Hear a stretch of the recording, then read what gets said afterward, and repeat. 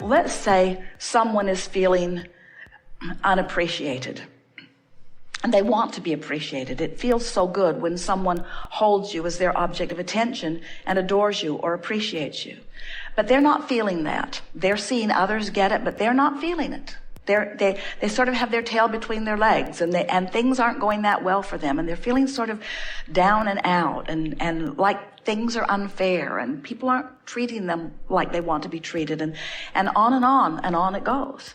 And so this person is wanting to know from us, how can I be more appreciated? And our answer is always the same. Find something to appreciate.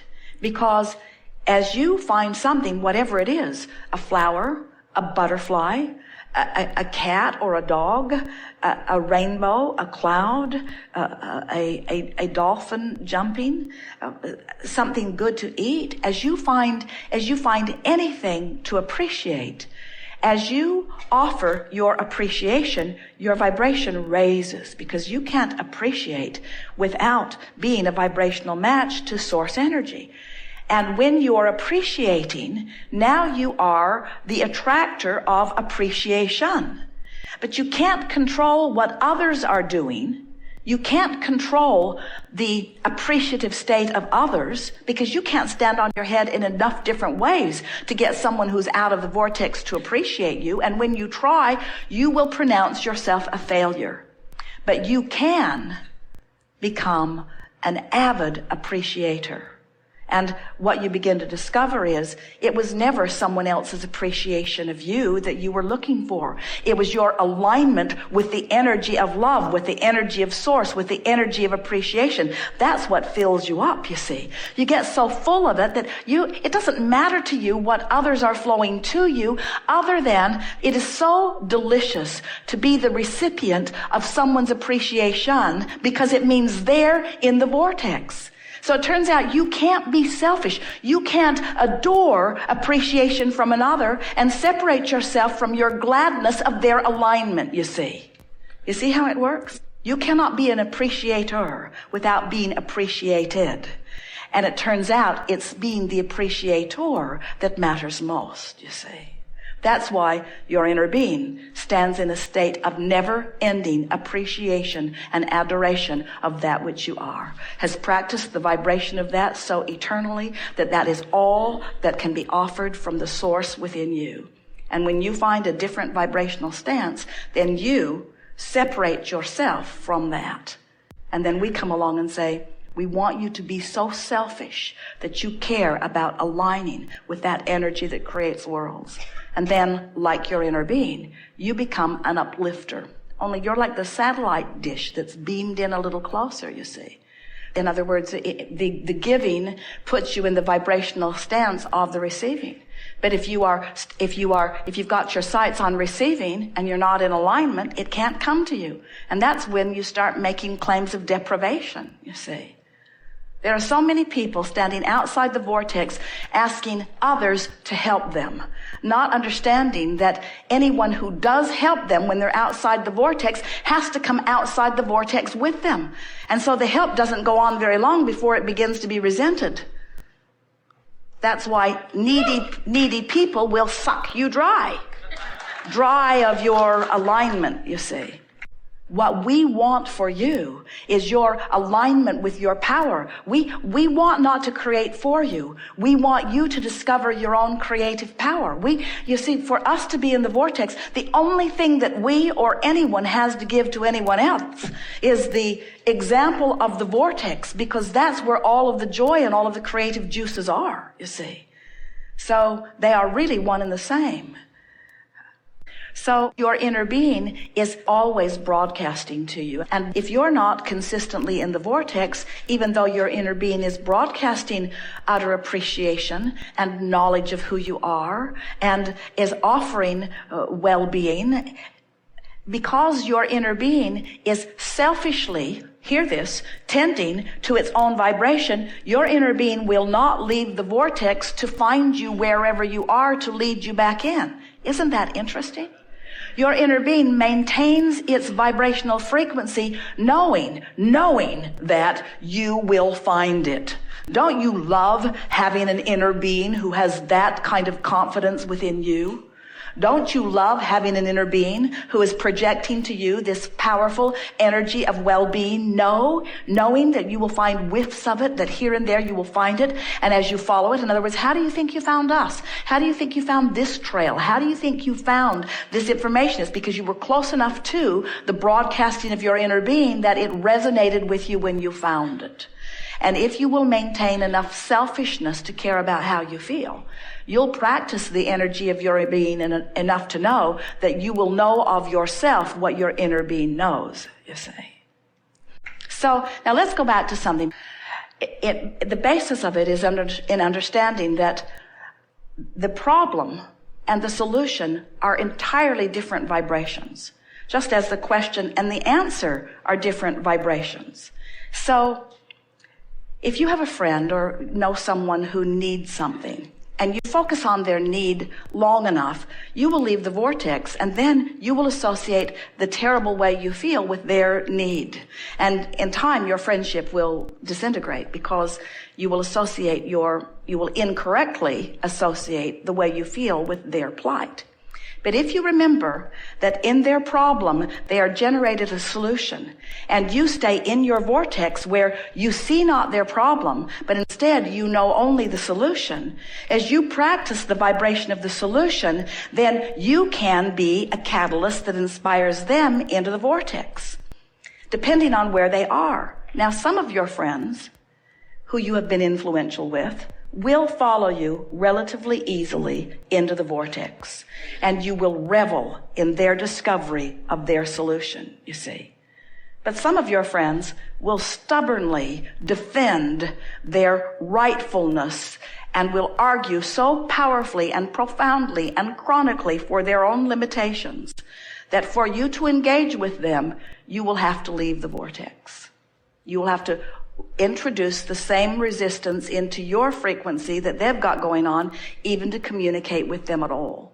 So that's where this giving and receiving conversation gets a little dicey, and it's the reason that people are concerned about selfishness. In other words, there are a whole horde of people outside the vortex who really believe that your gift is not of value to them unless you sacrifice in some way. In other words, if it's not painful for you to give to them, then your gift isn't validated by them. Have you ever had that experience? And the thing that's tricky is, if you manage to get outside the vortex in order to give your gift, then it's not very long before you're hightailing it back into the vortex, because you can feel your very life is being sucked away from you, you see. So here's the dicey part. If you stay in your vortex, truly aligned with their solution, when they are unable to see their solution, they'll call you selfish. Because they know not. They cannot understand that in your selfishness that you are holding them in their highest good, and that it is the best thing that you can do to call them forward also, you see. So then, but if you stick to it and you maintain your frequency of it, then the universe will bring them to you at times when they can hear you best. And as you begin to revel in their solutions consistently, in time, they will begin to hear it. They will begin to recognize the validity of what you speak. In other words, let's say you're in the vortex and they're not, and this person is saying, you don't love me. You won't even call me. You don't give me your attention anymore. You don't bring me flowers anymore. You don't do what you used to do. And from inside the vortex and from outside the vortex, you would get defensive. And you would say, well, you're not fun to be with. And that's, and it just gets worse. But from inside the vortex, you would say, oh, there are so many things about you that I love, and I think about them all the time. In fact, I make lists of your positive aspects. I adore the power with which you live life. I adore the deliberateness with which you intend. I feel the fire in you, and I know the power of your wanting, and I take such pleasure in my understanding that wonderful things are coming to you. I practice every day my positive expectation of the outcome that you're seeking, and I know with everything that I am, that a good life is coming to you because there is no one I've ever known that deserves it more. In other words, when you're in the vortex and you allow law of attraction to bring them to your vicinity and you selfishly deliver to them your version of who they really are, now you have a possibility of uplifting them into the vortex. But you will never, ever, ever be satisfied, not one time ever, if you allow them to talk you out of the vortex where you're dealing with them on their terms. And so if we were standing in your physical shoes, we would give up the word selfish and we would replace it with the word aligned. We would give up the word selfish and we would replace it with the word empowered. We would give up the word selfish and we would replace it with the word all that I am, with the whole of who I am, with the vortex of who I am. If you would add the word true selfish. I'm truly selfish. But the peanut gallery, and we love them dearly, is not ready to hear that from you. They just want you to give them the money. Or they just want you to give them the relief that they're looking for right now. And what you have to decide is, I am not willing to give them short-term relief and sacrifice my position in my vortex. I am after their long-term relief. I'm after their long-term relief. Jerry said for years, Abraham, what's in this for you? What do you want? And we explained in many different ways that we are teachers of energy and alignment. But what we are really teachers of is allowing. We are teaching you to allow yourself the fullness of all that you've become. Because we know that all of your pleasure and all of your love and all of your joy and all of your satisfaction and all of your appreciation and all of your zest for life and all of your clarity and all of your friskiness comes from your alignment with the fullness of who you are. And nothing else even comes close to satisfying it.